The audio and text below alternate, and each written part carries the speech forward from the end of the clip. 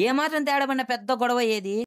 మనం కాలేజ్కి వెళ్ళేదే అమావాస్య పౌర్ణానికి ఒకసారి. అలాంటిది వాళ్ళు రెడీ అయ్యామని చెప్పి కాలేజ్కి వెళ్తుంటే మధ్యలో మా అమ్మ వాళ్ళు అయితే కనిపించి రోజు కాలేజ్కి ఏం వెళ్తావు ఇలా ఆగిపోరా అన్నారు. మా అమ్మకి ఏం వెళ్తున్నా అని చెప్పా. ఇంట్లో ఈ విషయం మా అమ్మకి తెలిస్తే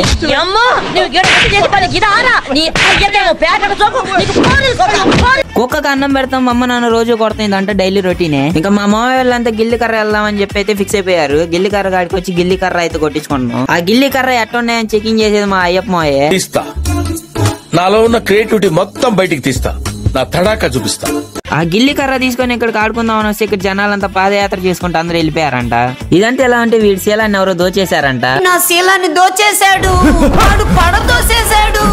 ఇలా మేము ఆడుకుంటుంటే ఓ బాబాయ్ వచ్చి కూర్చొని 90 వేస్తున్నాడు. ఆ గ్లాస్ కింద పెట్టాడు. గిల్లి వెళ్ళి ఆ గ్లాస్ తగిలింది. ఇంకేముంది ఆ 90 మొత్తం కింద పోయింది. ఆ బాబాయ్ నాన్న మంత్రాలు చదువుకుంటూ అయితే వెళ్ళిపోయాడు. ఈ షార్ట్ మీకు నచ్చితే ప్లీజ్ లైక్ అండ్ సబ్స్క్రైబ్ ముఖ్యం మిగిలి.